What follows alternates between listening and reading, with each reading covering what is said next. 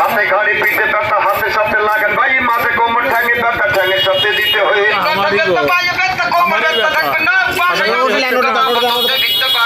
হাতের বিলটা 10 টাকা বাইরে বিলটা 20 টাকা দামাদামি করবেন না বেদম করিয়া বেশি না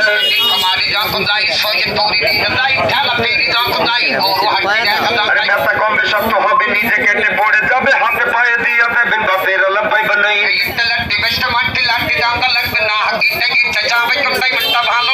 আরে আমার পয়সা পূর্ণিমা হে গিট্টা গিট্টা কামড় দেয় বেশি ব্যথা পালে যাবে কোমর ব্যথা ভালো হয়